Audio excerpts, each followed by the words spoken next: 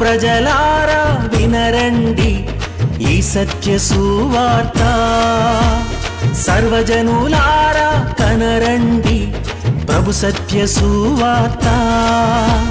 వినవచ్చిన ప్రియులకు విమోచన యేసు వార్త.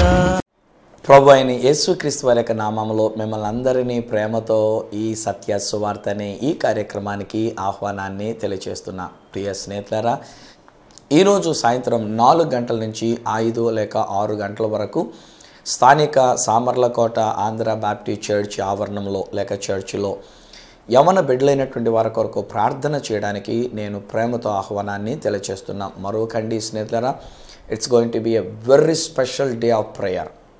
I am there to anoint you with the anointing of the Holy Spirit of God. పరిశుద్ధాత్మ అభిషేకముతో మిమ్మల్ని ఆశీర్వదించడానికి, మిమ్మల్ని దీవించడానికి అన్నట్లుగా పరిశుద్ధాత్ముడు నన్ను ప్రేరేపించిన ప్రకారంగా నేను మీ ముందుకు వస్తూ ఉన్నాను. నాతో పాటుగా నిత్యము ప్రార్థించే మా ప్రార్థన యోధులు అనేక మంది బిడ్డలు ఉంటూ ఉన్నారు.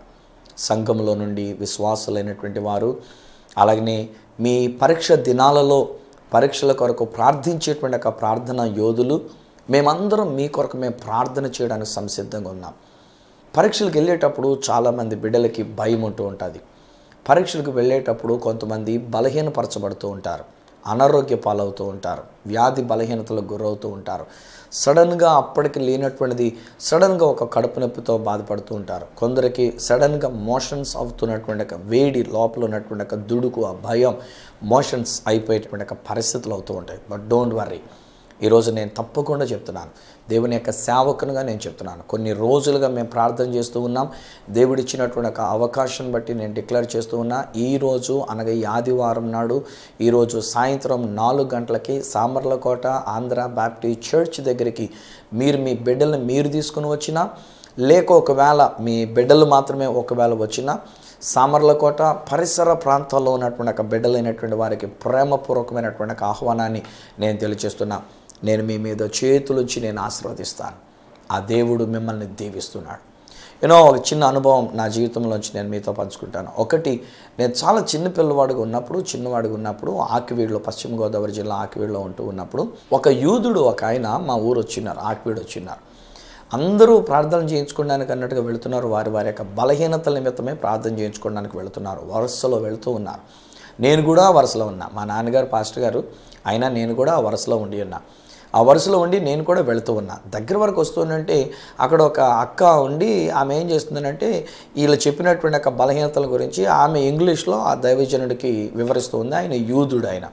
సో ఆయన యూదుడు కనుక పెద్ద శాల్తీ, ఆయన చెయ్యి అంత పెద్దగా ఉండి అన్నది ఆయన గారు.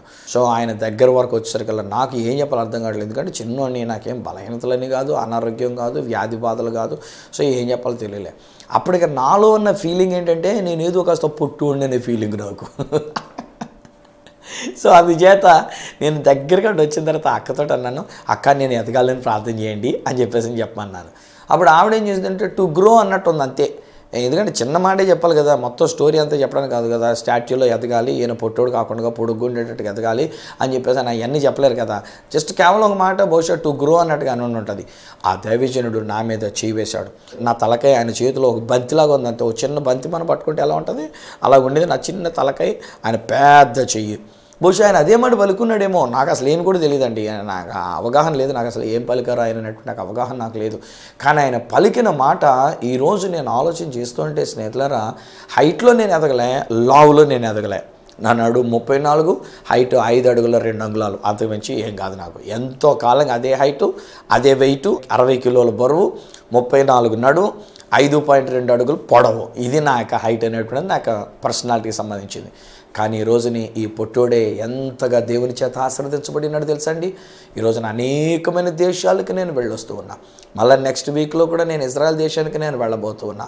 33 సార్లు ఇజ్రాయెల్ దేశానికి, యెరూషలేం పట్టణానికి, బెత్లెహేము గ్రామానికి, ఆ గలిలయ సముద్రాల దగ్గరికి ఇలాగనే నేను వెళ్ళి రావటం అనేటువంటి ఒక భాగ్యం ఆ దేవాతి దేవుడు నాకు అనుగ్రహించినటువంటి ఒక గొప్ప భాగ్యం అనేటువంటిది. ఈరోజు నేను 5 టీవీ ఛానల్స్లో దేవుని యొక్క సువార్తని నేను పాటిస్తున్నా. ఒక్కసారి కూడా చేతులు చాపి నేను అడుక్కోవడానికి దేవుడు నాకు అవకాశం ఇవ్వలే. మిరాక్లస్గా దేవుడు నాకు అవసరతలు తీరుస్తున్నాడు. ఒక్కసారి కూడా ఎవరి దగ్గర ఏ విషయంలో కూడా అడుక్కోవడానికి, చివరికి నా కారు లేకపోతే కారు విషయం కూడా నేను ఎవరి దగ్గర అడుక్కోకూడదనేటువంటి రోషంతో నేను ఉండి ఉన్నా. ఎలా చేస్తాడో నాకు తెలీదు. ఏప్రిల్ మాసంలో నా దేవుడు నా కొరకు ఆ కారుని తీసుకొని వస్తున్నాడు. ఇది నేను నమ్మా, దేవుడి దగ్గర నేను పెట్టుకున్నా, దేవునికి స్తుతులు చెల్లించుకున్నాను అంతే. నేను ఇప్పుడు కూడా నేను అడగట్లే. ఇలా చెప్పడం ద్వారా కూడా నేను అడుక్కుంటున్నటువంటి రీతిగా మాత్రం నేను అడుక్కుంటుంది కాదండోయ్. నా దేవుడు నాకు రోషము కలిగినటువంటి దేవుడు. అనేక లక్షల మంది ప్రజలకు దీవెనకరంగా టీవీ ఛానల్స్లో సువార్తను ప్రకటిస్తున్నా. అనేక దేశాలకు వెళ్ళేటువంటి అవకాశం దేవుడు నాకు అనుగ్రహించినాడు. ఇంకా రాబోయే దినాల్లో ప్రభు రాకడ ఆలస్యమైతే మరికొన్ని దేశాలకు దేవుడు తలుపులు తెరుస్తున్నాడు కనుక వెళ్ళడానికైనటువంటిదిగా నేను ప్రార్థనాపరంగా సిద్ధపడుతూ దేవునికి నా యొక్క స్తుతియాగాలని నేను చెల్లించుకుంటూ ఉన్నా. ఆఫ్టర్ ఆల్ ఏముంది నా జీవితం? అదే పొట్టోడు, అదే చిన్నోడు, అదే చిన్న అనేటువంటి ఒక పేరుతో ఉన్నటువంటి వాడే. కానీ ఈ రోజుని దేవుడు నన్ను బహుగా ఆశీర్వదించినాడు. హే ఫ్రెండ్స్, ఈరోజు నేను చెప్తున్న మాట ఏంటి తెలుసా? When a man of God lays his hands upon you, ఒక దైవజనుడు ఆ అభిషేకముతో మీ మీద చేతులు వచ్చినప్పుడు ఆ ఇంపార్టేషన్ అంటారు దాన్ని, ఆ దీవెన ఆశీర్వాదములు అనేటువంటివి దేవుడు అనుగ్రహిస్తుంటాడు. యాకోబు తన బిడ్డలైనటువంటి వారిని దీవించినాడు. అలాగే యోసేపు తన బిడ్డలను దీవించినాడు. ఇస్సాకు తన బిడ్డలను దీవించినాడు. ఇలాగున్న బైబిల్ గ్రంథం ఉన్నటువంటి ప్రతి ఒక్కొక్కరు వారి వారి యొక్క బిడ్డలైనటువంటి వారిని దీవిస్తూ వచ్చినారు. ఈరోజు దేవుని యొక్క సేవకునిగా దేవుని మాట చొప్పున, నా ఆలోచన చొప్పున కాదు, నేనేదో ముట్టుకుంటే నా టచ్ ఏదో అవుతుందని నేను చెప్పట్లే. కానీ దేవుని మాటకు లోబడి నేను ఎప్పుడైతే నా మానవ సంబంధమైనటువంటి చేతుల నుంచి మీ కొరకు నేను ప్రార్థన చేస్తానో దేవుడు అద్భుతమైనటువంటి కార్యములను ఆయన జరిగిస్తూ ఉన్నాడు. ఇంకొక అనుభవం నా జీవితంలో నేను చూచా. అదేంటంటే 1984 నుండి సామర్లకోట ఆంధ్ర బాప్టిస్ట్ చర్చిలో నేను పాస్టర్ గారుగా సేవ చేస్తూ ఉన్నా. 93వ సంవత్సరం వచ్చేసరికి నిజానికి అప్పుడుకున్న ఉడుకు రక్తం, అప్పుడుకున్నటువంటి పౌరుషం, రోషం, ఎవడైనా ఏదైనా కనుక అడ్డు చెప్పినట్లయితే, ఎవరైనా ఏదైనా వ్యతిరేకంగా ఉన్నట్లయితే తిరగబడినట్టుగా అలాంటి టైపులో ఉండేటువంటి జీవితం. అప్పటికి ఇంకా నేను తట్టుకోలేక, రాజకీయాలు సంఘంలో ఉండేటువంటి పరిస్థితులు తట్టుకోలేక రిజైన్ చేసేసా, రాజీనామా ఇచ్చేసా. ఇచ్చిన తర్వాతనే దినకన్ గారి దగ్గరికి తర్జుమా చేయడానికి అన్నట్టుగా నేను పిలువబడి నేను అక్కడికి వెళ్ళటం జరిగింది. 1993 అక్టోబర్లో నేను వెళ్ళాను. అక్కడ దైవజనుడు ప్రక్కనే నిలబడినప్పుడు ఇప్పుడున్నట్లుగా తర్జుమా చేసేవాడిని మూలని ఎక్కడ పడేసేవారు కాదు. ఆ రోజుల్లో దైవజనుడి యొక్క పోడియం, తర్జుమా చేసేవాడి యొక్క పోడియం రెండు ఆనుకొనే ఉండేవి. సో నేను అక్కడ పోడియం మీద చేతులు పట్టుకొని నేను ఉంటే దైవజనుడు మాట్లాడుతూ ఉన్నప్పుడు, దేవుడు మంచి దేవుడు, దేవుడు నిన్ను ప్రేమిస్తున్నాడు అని ఆయన నా భుజాన్ని తడుతుంటే, ఆయన నా భుజం మీద చేసి కొడతా ఉండంటే ఆయన ముట్టుకున్న స్పర్శ నా జీవితాన్ని మార్చివేసింది. ఆ మీటింగ్లు అయిపోయినాయి. తిరిగి నేను ఇంటికి వచ్చా. నేను పెట్టిన రాజీనామాని యాక్సెప్ట్ చేసేసారు సంఘం. యాక్సెప్ట్ చేసేసి మీరు ఇల్లు ఖాళీ చేసి వెళ్ళిపోండి అనేటువంటి రీతిగా వాళ్ళక్కడ నాకు నోటీస్ పంపించున్నారు. కానీ నేనేం మాట్లాడలే. నేను అన్నాను, అయ్యా అందరి యొక్క మనవి తీసుకుందాం, అందరి యొక్క ఆలోచన తీసుకుందాం, ప్రార్థనే చేస్తున్నానని చెప్పేసి ప్రార్థన చేస్తుంటే పెద్దలు కొంతమంది వచ్చి డిస్టర్బ్ చేశారు, మైకులు లాగేశారు, పాటలు పెట్టేశారు, డిస్టర్బ్ చేస్తూ వచ్చినారు. అదే మునుపైతే నేను మాట్లాడుతుంటే, ఎవడైనా మాట్లాడుతుంటే ఎవడరాడు అక్కడ వెనకాల మాట్లాడుతున్నాడు, ఏ గుళ్ళోకి వచ్చావా లేదా అక్కడికి వచ్చావు, సంత మార్కెట్ అనుకున్నా, ఇలా తిట్టేవాడిని. ఎవరన్నా కనుక రికార్డులు పెడితే ఎవడరాడు రికార్డులు పెట్టినాడు అని చేతిలో ఉన్న మై గిరటేసేవాడిని. ఉడుకు రక్తం అప్పటి రోజుల్లోని 1993 కంటే 33 సంవత్సరాల వయసు కనుక ఆ ఉడుకు రక్తం అలాగన్నా ఉన్నట్టుగా ఉండేదన్నమాట అప్పటి రోజుల్లో ఇలా మాట్లాడడం అనేటువంటిది. కానీ ఆ దైవజనుడు దినకర్ గారి దగ్గరికి వెళ్ళి వచ్చేసరికి ఆ ఉడుకు రక్తం అస్సలు ఆరిపోయిందండి. ఆ ఉడుకుదనం లేదు ఇంకా మన దగ్గర. ఆ ఉడుకు అనేటువంటిది పోయింది. ఆయనలో ఉన్న ప్రేమ, కనికరం వచ్చింది. ఎవరిని ఒక పొల్లెత్తు మాట అనలేదు. నా దాన్ని నేను అలాగే ప్రార్థన చేస్తూ ఉన్నాను. నాతో కొంతమంది అలాగే స్తుతులు చెల్లిస్తూ ఉంటున్నారు. పెట్టిన క్యాసెట్ ఏమైపోయింది, అది మొత్తం చుట్టుకుపోయింది, ఆగిపోయింది పాటలు. వాళ్ళు మైకులు పీకేశారు, మైకులు పీకేసిన దేవుని స్తుతించుకుంటూ ఉండి ఉన్నాం. చివరికి 10 దాటిన తర్వాత ఇంక విడిచిపెట్టేటట్లు లేడరా, మన దాన్ని మనమే పోదాం అనుకొని వాళ్ళ దాన్ని వాళ్ళే వెళ్ళిపోయారు. కానీ ఆ తర్వాత కొంతకాలానికి అలాగున బయటికి వెళ్ళినటువంటి వాళ్ళందరూ కూడా మరలా ప్రేమతో నాతో మంచిగా ఉన్నారు, నన్ను ప్రేమిస్తున్నారు, నన్ను అభిమానిస్తూ ఉంటారు, నాకు శ్రేయస్సు కోరి, నా మేలు కోరి ఎన్నెన్నో కార్యక్రమాల్లో నాకు సహకారంగా ఉంటున్నారు. నేను వాళ్ళని దీవిస్తున్నా. ఈరోజు నేను చెప్తున్న మాట ఏంటంటే, when a man of God touches you, ఒక దైవజనుడు మిమ్మల్ని ముట్టుకున్నప్పుడు ఆ దేవుని ఆశీర్వాదం అనేటువంటిది మీ జీవితాల మీదకి వస్తుంది. పిల్లలు, ఈరోజు నా మాటలు వింటున్న పిల్లలు, ఈరోజే అమ్మ తల్లిదండ్రులు ఒకవేళ మీ పిల్లల దగ్గరుండి వినకపోతే మీరు వింటున్నారు. ఈరోజు నేను తెలియజేస్తున్నటువంటి మాట ఇది, ఐఎమ్ అవైలబుల్ టు యూ, నేను మీకు అందుబాటులో ఉంటూ ఉన్నా. ఈరోజు సాయంత్రం 4 గంటల నుంచి నేను చర్చిలో కూర్చొని ఉంటాను. వచ్చిన తర్వాత బిడ్డలు వచ్చిన తర్వాత కొన్ని మాటలు బైబిల్ గ్రంథంలో నుంచి వారిని నేను ప్రోత్సహిస్తాను. దేవుని యొక్క మాటలు వారితో చెప్తాను. పరీక్షలు రాసే సమయంలో వారు ఏ రీతిగా ధైర్యం కలిగి ఉండాలో, నిబ్బరము కలిగి ఉండాలో, ఏ రీతిగా పరీక్షలు రాసేటప్పుడు ప్రభు మీద ఆనుకొని, దేవుని మీద ఆనుకొని, దేవుని యొక్క జ్ఞానాన్ని కలిగి వారు పరీక్షలు రాయాలో ఎంకరేజ్ చేస్తాను, ప్రోత్సహిస్తాను. మతం కాదు, మతం అడగాలండి బాబు, లేనిపోయిందే కానీ మతాన్ని గురించినటువంటి విషయం కాదు. మీరు ఎవరైనా కానివ్వండి, ఒకవేళ వచ్చేటువంటి వాళ్ళు కేవలం క్రైస్తవ బిడ్డలు మాత్రమే రావాలని నేను చెప్పట్లేదు. ఒక్కొక్కసారి నేను గమనించినప్పుడు వచ్చినటువంటి వాళ్ళు క్రైస్తవ బిడ్డలు అయినటువంటి వారి కంటే క్రైస్తవేతరులైనటువంటి వారి విశ్వాసమును బట్టి వచ్చేవాళ్ళు చాలా అధిక సంఖ్యలో ఉంటూ ఉంటారు మా దగ్గరికి.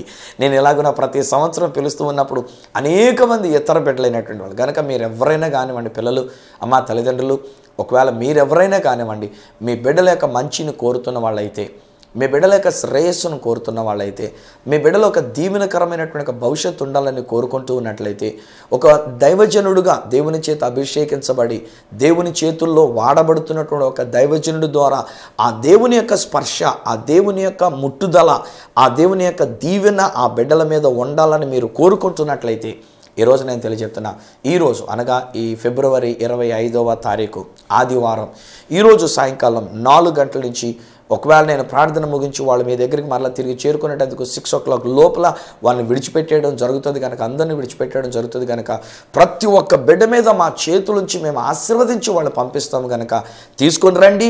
లేదంటే కనుక ఆ బిడ్డలైనటువంటి వారిని రమ్మని, వెళ్ళమని ప్రోత్సహించండి.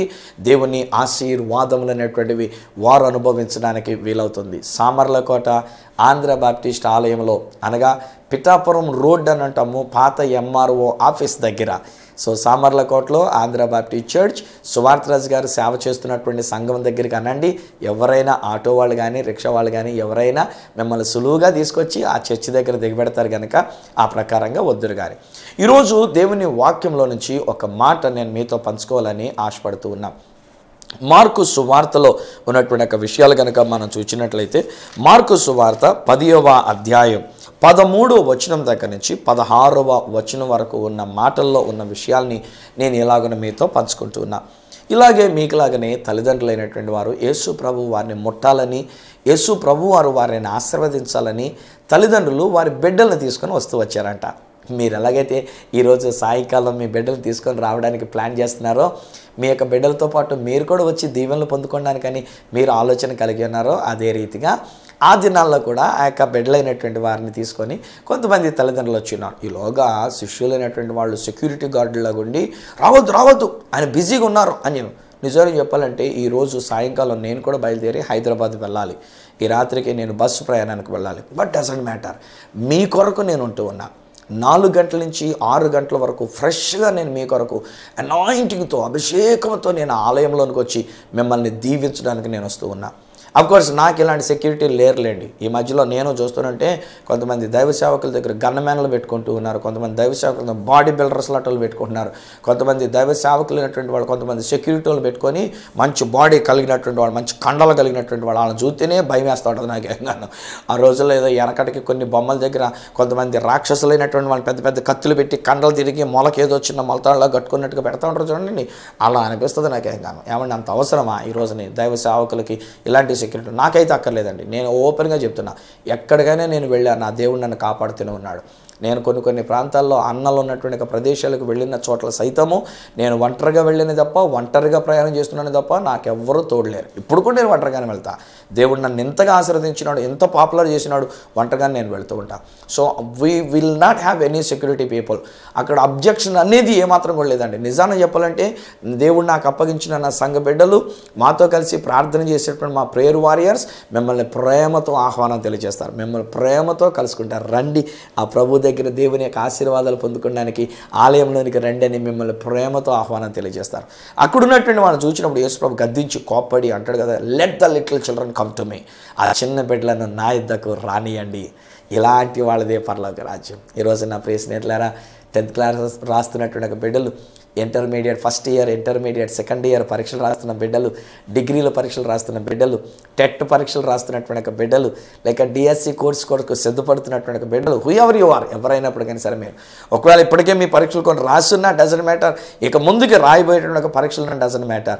రండి, దేవుడు మిమ్మల్ని ఆశీర్వదించడానికి ఆయన పిలుస్తున్నాడు, ఆయన మిమ్మల్ని పిలుస్తున్నాడు. I'm nothing, I'm only his servant. ఆయనకు దాసుడుగా, ఆయన తరపున మాట్లాడేవాడుగా నేను పిలుస్తున్నానే తప్ప నిజాన్ని చెప్పాలంటే పిలిచేవాడు ఆయన. ఆ దేవాతి దేవుడు ఆయన మిమ్మల్ని పిలుస్తున్నాడు. ఆయన ఈ రోజుని మిమ్మల్ని తన కొరకు ఏర్పాటు చేసుకొని ఆయన పిలుస్తున్నాడు. ఎంత మంచి దేవుడు మన యొక్క దేవుడు. ఇది నాన్ని ఆయన మిమ్మల్ని ప్రేమతో తన చేతిలో పిలుస్తున్నాడు. మీరు నా ఎద్దుకు వచ్చినట్లయితే నేను మీ కొరకు ఆశీర్వాదాలను ఇస్తాను. ఏం జరిగింది? ఆ రోజుని తీసుకొచ్చారు తల్లిదండ్రులు యేసుప్రభు దగ్గరికి, ఆ బిడ్డను తీసుకొని వచ్చినారు. అప్పుడు యేసుప్రభు ఏం చేశారంటే వారిని ఎత్తుకొని, వారిని కౌగలించుకొని, వారిని ముద్దు పెట్టుకొని, వారి మీద చేతులుంచి వారిని ఆశీర్వదించాను. అదండి నా యేసుప్రభు చేశారు కనుక, ఆ యేసుప్రభు వారు అలా చేయమని నన్ను ప్రేరేపించారు కనుక నేను చేతులు వేస్తున్నాను. నా చేతులు వట్టి చేతులే నాయన. నేను సామర్లకోటలో ఎప్పుడైనా మీకు దొరుకుతాను. ఒకవేళ ఫోన్ చేస్తే సామర్లకోటలో దొరకడం. నేను ఒక సామాన్యుడిని, ఒక మామూలు వ్యక్తిని.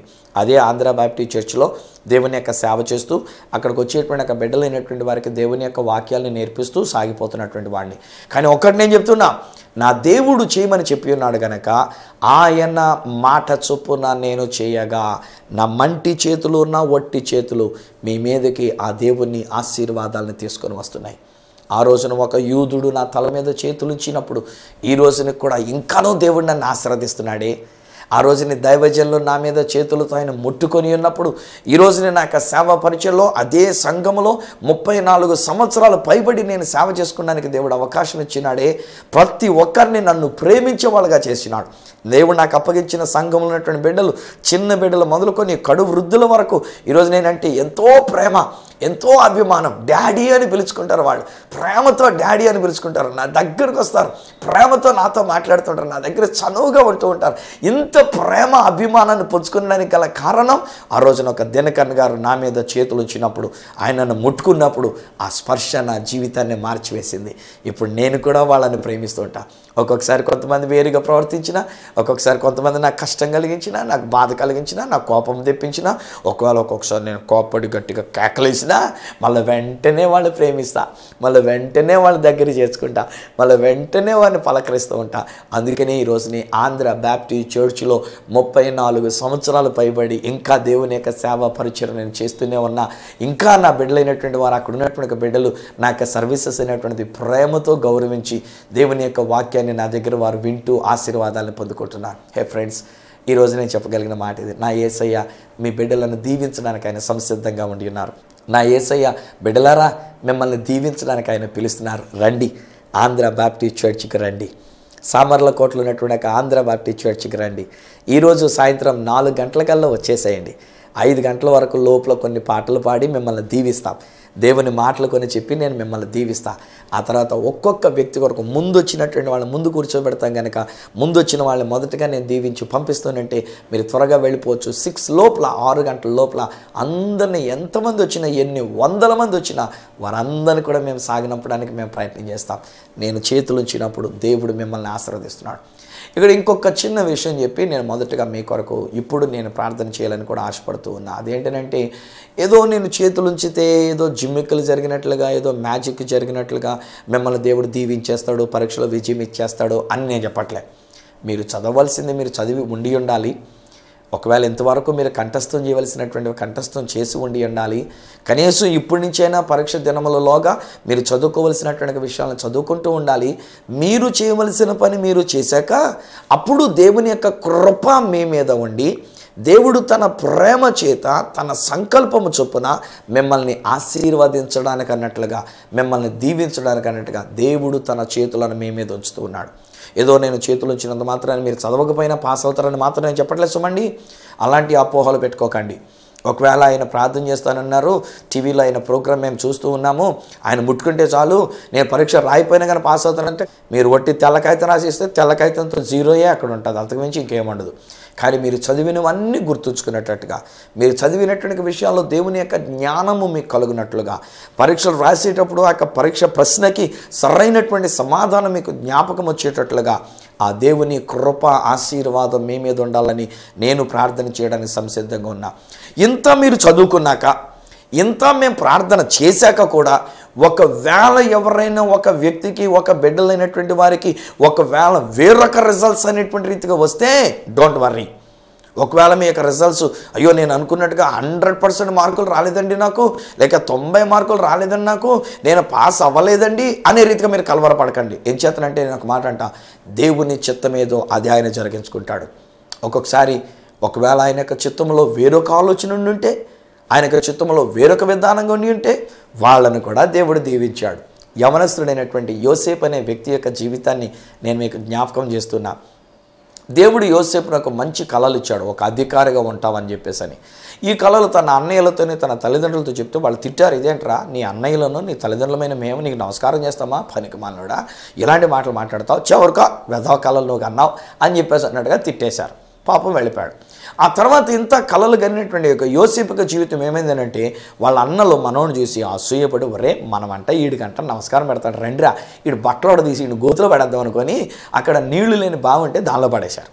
కొంతసేపు అందులో ఉన్నప్పుడు భవిష్యత్తుని ఆలోచిస్తూ ఉన్నాను, ఇదేంట్రా నేను ఒక అధికారిగా ఉండాలి కదా, నాకు వచ్చిన కళ అధికారి కదా, నేను ఇప్పుడు ఈ గోతులో ఉన్నాను, ఈలోకి ఒక తాడు వచ్చింది కిందకి, ఒరే ఆ తాడు పెట్టుకొని పైకి రా అని చెప్పేసి అంటే ఆ తాడు పెట్టుకొని పైకి వచ్చాను. అమ్మయ్య నన్ను మరలా పైకి తీసుకొచ్చారనుకున్నారు. కానీ ఎందుకు తీసుకొచ్చారు, అక్కడ కొంతమంది వర్తకులు దూరదేశానికి వెళ్ళిపోతుందంటే ఆ ఐథియోపియా నుంచి వచ్చినటువంటి వాళ్ళకి అమ్మేయడానికి అన్నట్టుగా మనోని తీసుకెళ్ళి అమ్మేశారు ఆయన.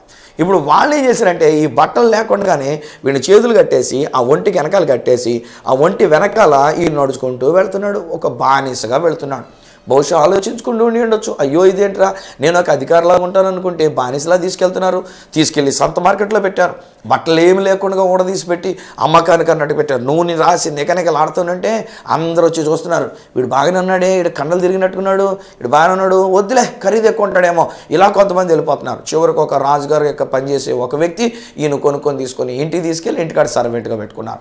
ఆ ఇంటిలో శోధన వస్తే తప్పు చేయను రా బాబోయ్ అంటే పారిపోతే ఆయన తీసుకెళ్ళి చెరసాల పెట్టారు.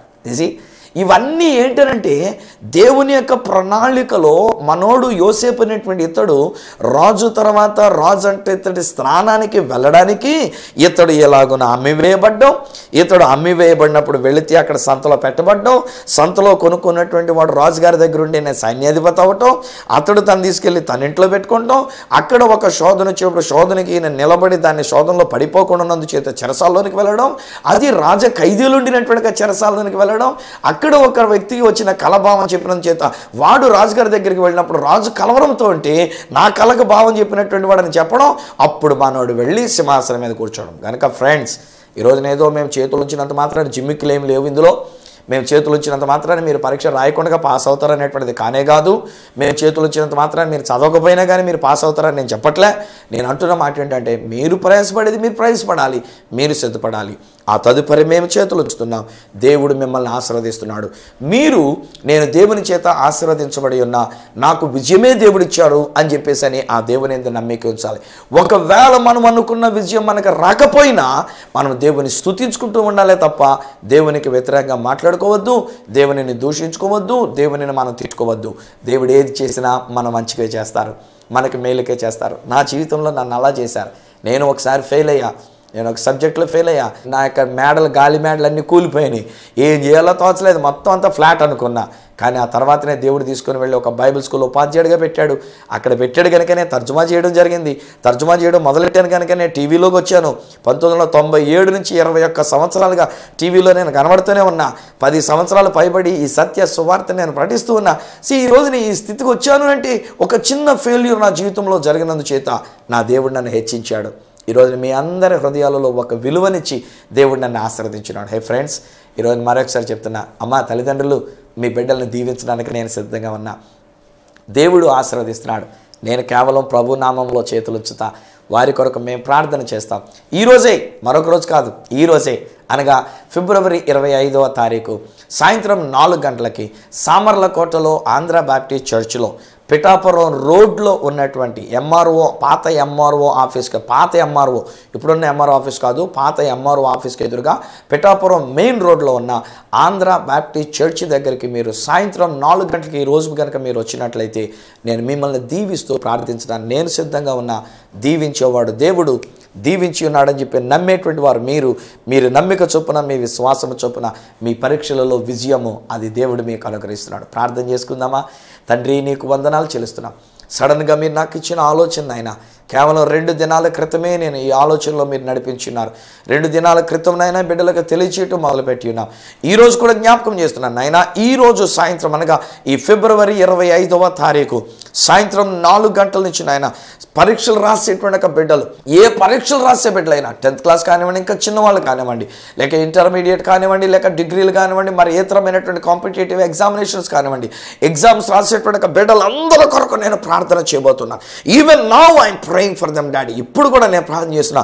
తల్లిదండ్రుల బిడ్డలను ప్రోత్సహించడానికి నీ కృప దయచేయండి. ఆ బిడ్డల మీద నీ ఆశీర్వాదపు జల్లులను కృమ్మరించండి. పరీక్షలో వారికి అత్యధిక విజయాన్ని దయచేయండి, ఆరోగ్యాన్ని వారికి దయచేయండి, మనశ్శాంతిని వారికి దయచేయండి.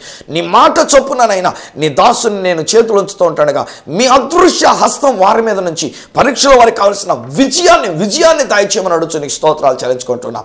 అందుకు తల్లిదండ్రులు వారి బిడ్డలను తీసుకొని రావడానికి కావాల్సిన ప్రేరేపణ వారికి దయచేయండి. ఎవరైనా కానివ్వండి, నాట్ జస్ట్ క్రిస్టియన్స్ అలోన్, కేవలం క్రైస్తవులుగా ఉండినటువంటి వారిని మాత్రమే నేను పిలవట్లేదు నాయన. క్రైస్తవ బిడ్డలతో పాటు ఎవరైనానైనా వారి యొక్క బిడ్డలు మంచి కావాలని కోరుకుంటే, వారి బిడ్డలు మంచి విద్యావంతులు కావాలి, మంచి దీవెనలు పొందుకోవాలి. యేసు ప్రభు వారి మీద చేతులుంచి వారిని ఆశీర్వదించినట్లుగా మా బిడ్డలు ఆశీర్వదించబడిన బిడ్డలు ఉండాలని ఆశించిన ఆ తల్లిదండ్రుల కోరిక చొప్పున ఆ తల్లిదండ్రులు తీసుకుని వస్తున్న బిడ్డల్ని మీరు దీవిస్తున్నందుకు నీకు వందనాలు. ఇదన నీ అభిషేకం ఇక్కడ ఇచ్చినందుకు నీకు వందనాలు. స్తుతి ఘనత మహిమలు నీకే మేము చెల్లించుకుంటూ యేసు శక్తి గల నామమున ప్రార్థించి పొంది ఉన్నాము తండ్రి, ఆమేన్. తండ్రి, కుమార, పరిశుద్ధాత్మలను దేవదేవుని దీవెన ఆశీర్వాదం ఆయన బిడ్డలముగా మనకును మన యొక్క కుటుంబములకును నిత్యము తోడయుండి ఆశీర్వదించి నడిపించును గాక. ఆమేన్, ఆమేన్. వెల్ స్నేహితులారా, దేవుడు మీ యొక్క పరీక్షలో మీకు విజయాన్ని ఇస్తున్నాడని యవన బిడ్డలను తెలియజేస్తున్నా. అమ్మ తల్లిదండ్రులు, మీ బిడ్డలను దేవుడు ఆశీర్వదిస్తున్నాడు, దేవుడు దీవించినాడు. ఒక చిన్న మాట జ్ఞాపకం వస్తుంది. అదేంటంటే, ఒకవేళ ఎవరైనా మీకు తెలిసినటువంటి వాళ్ళు ఈ కార్యక్రమాన్ని ఒకవేళ చూశారో లేదో, ఒకవేళ వారికి విషయం తెలిసిందో లేదో, సో ఒకవేళ మీరు మీ బిడ్డలు దీవించబడుతున్న రీతిగానే మీ స్నేహితులైనటువంటి మీ తోటి ఫ్రెండ్స్, మీ తోటి విద్యార్థులు వారు దీవించబడాలని కోరుకుంటూ ఉన్నట్లయితే, లేక మీకు తెలిసిన మీ స్నేహితుల యొక్క బిడ్డలు దేవుని ఆశీర్వాదాన్ని పొందుకోవాలని మీరు కోరుకుంటున్నట్లయితే ఒక్క మాట ఫోన్ చేసి ఈరోజే ఫిబ్రవరి 25వ తారీఖు సాయంత్రం 4 గంటలకి పిఠాపురం రోడ్డు సామర్లకోటలో ఉంటున్న ఆంధ్ర బాప్టిస్ట్ చర్చ్ దగ్గరికి రమ్మని ఒక్క చిన్న ఫోన్ చెప్పి వాళ్ళతో తెలియజెప్పండి. వారిని కూడా ఆహ్వానం తెలియజేయండి. నేను అందుబాటులో ఉండి ఉన్నాను కనుక నేను, నాతో పాటు మరి అనేక మంది మా చేతులుంచి మీ బిడ్డల్ని మేము ఆశీర్వదిస్తాం. దేవుడు ఆ దీవెనలను రుజువు చేస్తున్నాడు, స్థిరపరుస్తున్నాడు. మీ బిడ్డలకి మంచి భవిష్యత్ దేవుడు అనుగ్రహిస్తున్నాడు. ఈ విషయంలో మమ్మల్ని సంప్రదించవలసిన మా చిరునామా ఈ సత్య సువార్త, ఆంధ్ర బాప్టిస్ట్ చర్చ్, సామర్లకోట, 53340 తూర్పుగోదావరి జిల్లా, ఆంధ్రప్రదేశ్. అడ్రస్ మరొకసారి చెప్తున్నా, ఈ Satya Suvartha, Andhra Baptist church, Samarlakot, 533440, east Godavari district, Andhra Pradesh.